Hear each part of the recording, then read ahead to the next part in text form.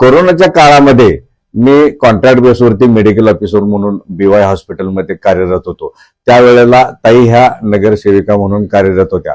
पण वरचेवर समजा का नाही त्यांनी माझ्याशी संपर्क साधून पेशंट समजा का नाही कोरोनाचे त्यांना काय सहकार्य करावं लागते हे समजा का नाही ताईंनी त्यावेळेला सहकार्य केलेलं आहे.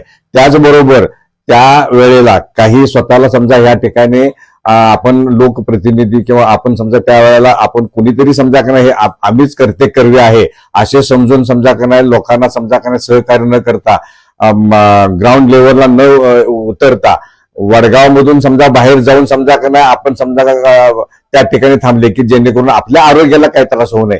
पण ताईंनी समजा का नाही त्यावेळेला लोकांना औषधं वाटणे असू द्यात किंवा त्यावेळेला समजा का नाही काही होमिओपॅथी औषध असू द्यात, काही समजा मॉडर्न औषध असू द्यात, काही सिरियस पेशंट असेल तर त्याला व्हेंटिलेटर समजा का नाही देण्याचं काम ताईंनी स्वतः केलेलं आहे. पण त्यावेळेला समजा का नाही आपण समजा का नाही ह्या गावचे समजा का नाही कोणीतरी मोठे आहोत, आम्ही कोणीतरी समजा का नाही जाणकार आहोत किंवा आम्हीच कर्ते आहोत अशी समजणारी लोक पूर्णपणे त्यावेळेला घरात बसलेले होते. त्याचा साक्षीदार मी आहे.